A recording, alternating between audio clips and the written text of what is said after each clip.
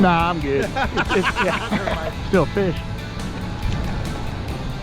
8 foot, you can definitely try drop shot to give it a try.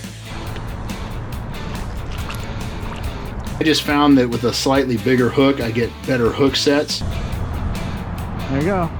He destroyed the drop shot rig.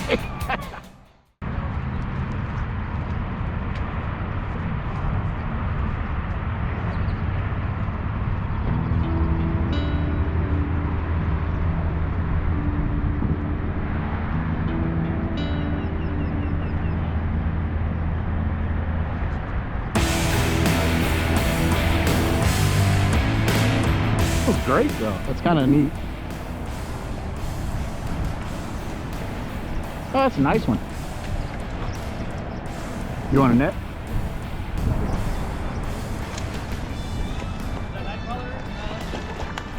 That was on the orange and white power muscle. Oh, that's a real thick one. He looks a little pale. It's a holdover. Yeah. Probably at least a month old.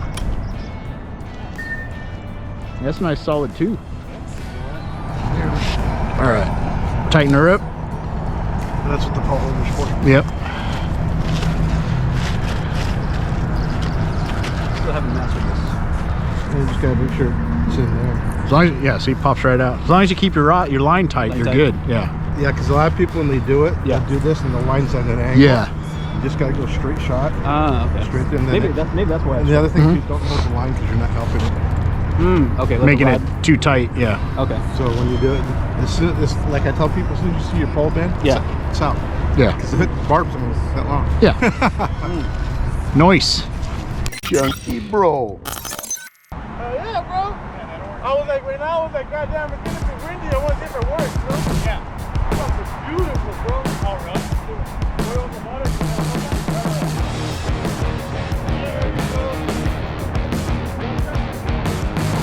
Micro minnows. Are you gonna keep it? Yeah, you gotta keep it. Fish, and I haven't got nothing today, bro. Needed that. Nah, I'm good. It's a drop shot.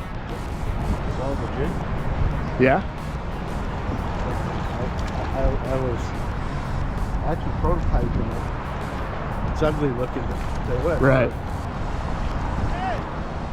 Oh, right on. Yeah. Oh, get out of that rod. Survivor. Yeah. This one, dude. He's purty. He'll go on the stringer. Oh, right on. There you go. He destroyed the drop shot rig.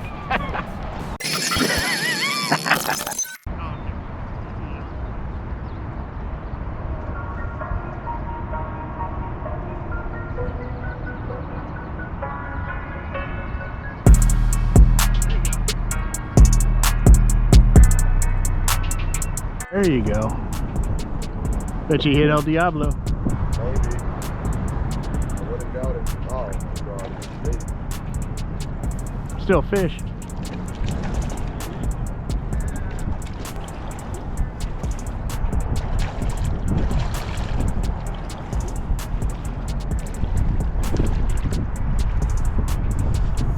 He's decent size.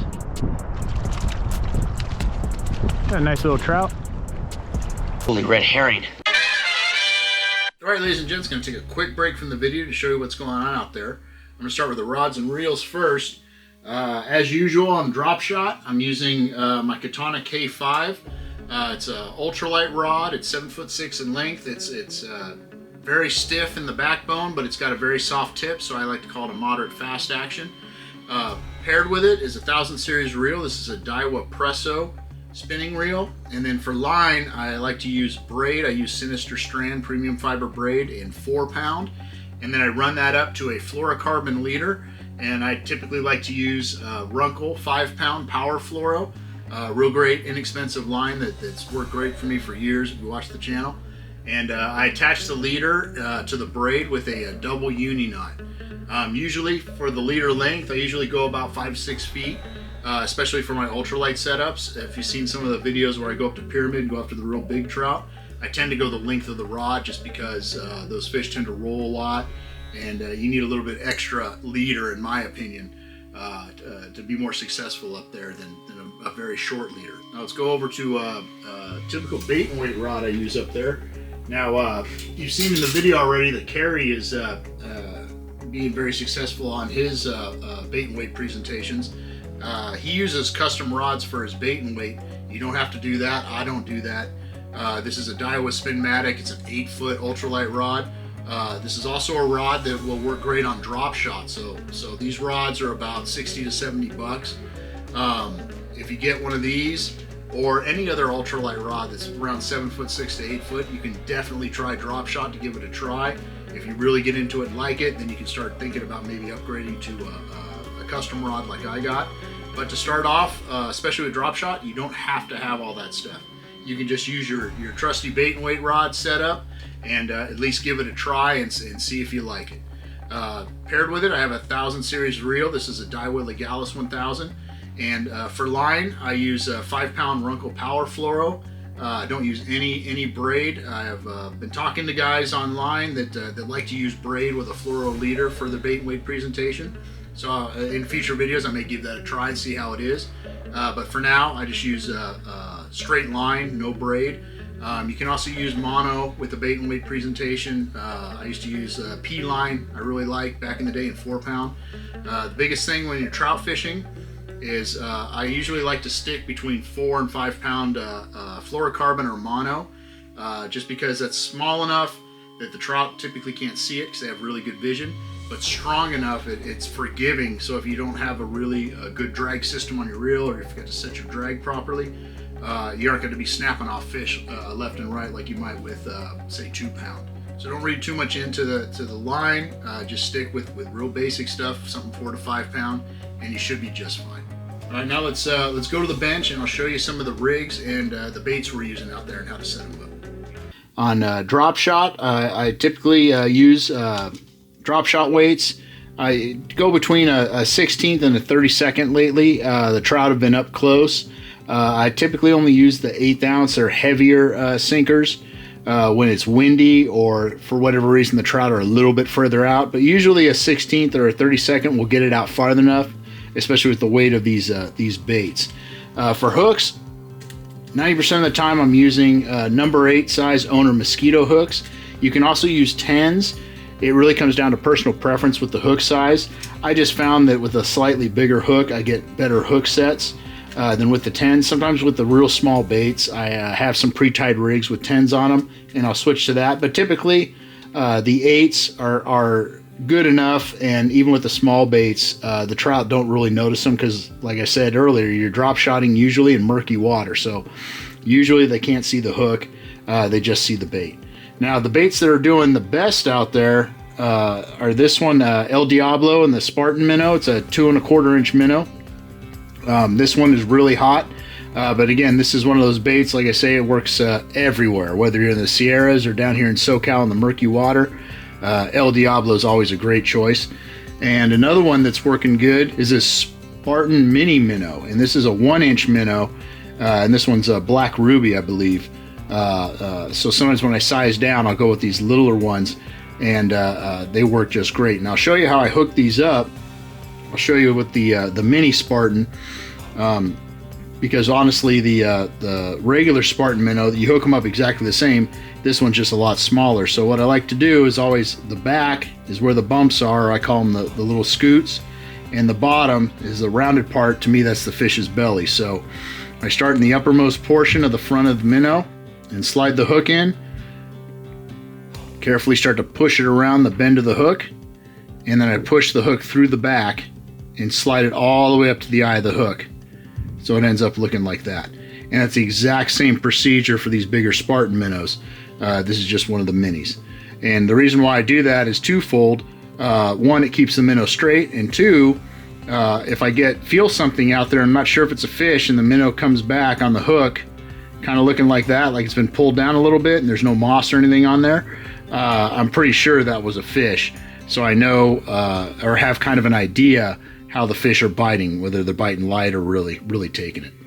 Now on bait and weight, I'm showing you the rig Carrie's using. As you know, with my Carolina rigs, I like to use a Carolina Keeper, which is one of these dudes right here.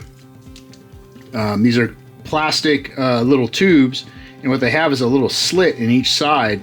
And what you do is you squeeze them with pliers, and it opens up that slit, so you can slide these up and down your line at will, so you can change your depth at will. Now, what Carrie's doing is an old school Carolina rig where he has a egg sinker, a beaded swivel. Then he has his pre-tied leader from 10 to 14 inches down to a number 10 mosquito hook here. Now, the only problem with this rig, it works great, but if you want to change your depth, you have to completely retie your leader. But that's the way he likes to fish, and the reason why I'm showing you this is because fish the way you want to fish. If it's catching fish and works for you, then do that. I just like these Carolina Keepers because I can change my depth on the fly. I like to, if I'm not getting bit, I'll change things up, and it's really, really easy to do. This is a little bit more difficult, but lots of guys do that, and lots of guys have success with that, and that's what they're used to, and that's what they like, so that's what they do, and that's what you should do. Don't just take the way I do it or the way someone else's do it as gospel, and that's the way you have to do it. There are, like they say, a million ways to skin a cat, and all of them will work well. So this is an excellent way to fish, especially the Carolina rig, and if it works for you, by all means do it. All right, I wanted you to take a quick look at a clip here on the fish I hooked up on Dropshot, and I think it's important. The water at the Santa Ana Lakes right now is clearer than it has been, but it's still pretty murky. And like I always say, the clearest part of the water is what? The bottom, right? That's where the fish that are eating are going to be. They're going to be closest to the bottom looking for food. So as I'm working this bait back, you can see my rod's pretty horizontal with the water. And as I'm talking to my buddy there, I inadvertently just dipped it because I wasn't paying attention, and right then the fish hit, right? So one of two things happened. Either the fish was following it and saw it, wasn't right on the bottom, was a little bit higher and saw it dip or drop and then smacked it, or I dipped the rod tip, the fish was lower in the water column near the bottom, and all of a sudden the bait came into view and they smacked it. But either way doesn't matter as much because say the water's clear, we figured out that they want the bait to drop. So it's always good when you're drop shotting to give it a little drop now and then, or do what I call slack lining. Let the line go slack and let those baits fall to the ground. Or it's always good to let it drop because you're getting it into that lower, clearer part of the water, especially when the water is a little bit muddy. So it's always good to try different things and work your bait back in different ways because it helps you figure out where the fish are in the column and how they like the presentation and where they're going to bite.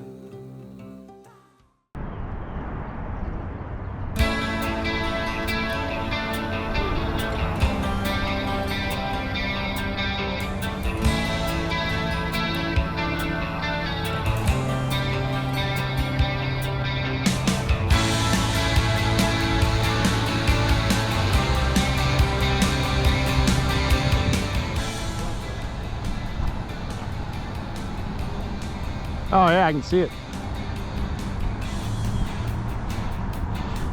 So there are lightning trout in here.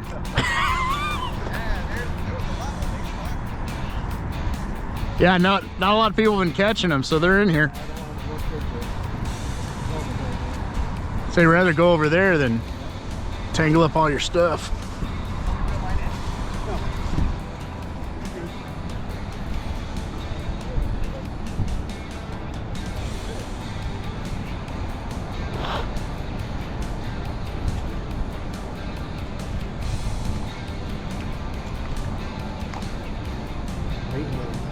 Yeah, lightnings love night crawlers, I've found. Yeah, but this shit. You like it 1.5, 2. That's sweet. So funny because the lightning. They're more tall and top to bottom. Right? Yeah, they got that football shape.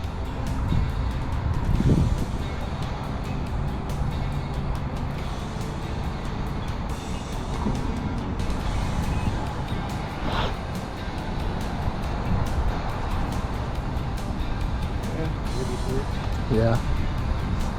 because the fight. It's clearly a 3-pound, 3-ounce fish. I can tell.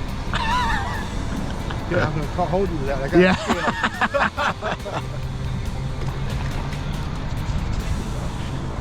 All right. Shoes about ready.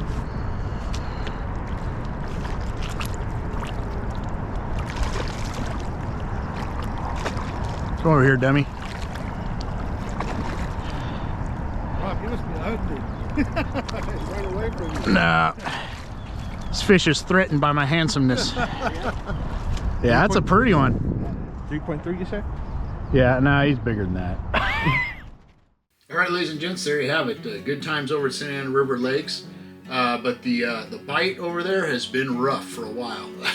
The rain usually mucks up the water pretty bad, puts a lot of things in the water that really seem to shut the fish down. I mean, you can get some here and there, but you're not going to have one of these wide open days typically when the water's like that. So every time of year where we get a lot of rain, all the water from the Santa Ana riverbed filters into the lakes. So there's no way to avoid it. If we get a lot of rain, there's going to be a lot of mud and debris going into Santa Ana River Lakes, and it's going to just shut the bite down because the fish, I don't know exactly what it is that shuts them down. I know a lot of it has to do with their vision, but you know, you fish in the lower part of the column, you should be able to pick some up, but other things they just don't want to eat for a while, and I think that's what's going on right now. Like here and there we would get them, but you really have to work for it. However, since this video was filmed, I have heard that the bite has really picked up there. So they're coming out of that phase. The water's clearing up enough now, and I think they're ready to really eat. So I'm going to try and get out there this week and see how it is. But I've heard from a few of my good friends that go there on the regular, and they said the bite has really improved. So definitely worth checking out for sure. And if you're interested in my buddy Kerry's hook remover there, the thing, I have a couple of them, and they work really well once you know how to work them. It pops the hooks right out. I'm going to put his website right here at fishinglegend.net, I believe it is. So you can get some of those if you're interested. He also has been fishing Santa Ana River Lakes for years and years, and he catches really big fish. He even has clinics on how to catch big fish there. So check out his website. There's some how-to videos even on there, and he'll get you set up and hopefully get you on some bigger fish. And with that, if you want any of the fine products I use on this channel, like the Golden State Fishing Custom Baits, the Katana rods, or the Waterland sunglasses, there's a QR code right up here. Click on it, it'll take you to a link tree, and it'll have hyperlinks to get to all those places. With the Waterland sunglasses, if you use the hyperlink that's located in this QR code, and you purchase anything, you will automatically get 15% off, but you have to use the hyperlink that's located in this code, or you can't get the discount. If you want a discount on Golden State Fishing Custom Baits at checkout, just put in code CSpanker at checkout and you get 10% off. With the Katana rods, I get lots of questions about that. They are coming. I keep being told the first week of April they should be in. So just hold on. They are in the works. If you want information on them, go to either at Katana Rods 2022 on Instagram or at GSF Custom Baits on Instagram, and send them a message and they will tell you how you can get your hands on one. So until next time, always remember to like, share, and subscribe. It really helps out the channel. If you have questions, of course, leave them here, or comments, leave them here on YouTube, or hit me up on my Instagram at CSpanker Outdoors, and I'll do my best to get back to you in a timely manner. And with that, I hope to see you guys out there and tie lines.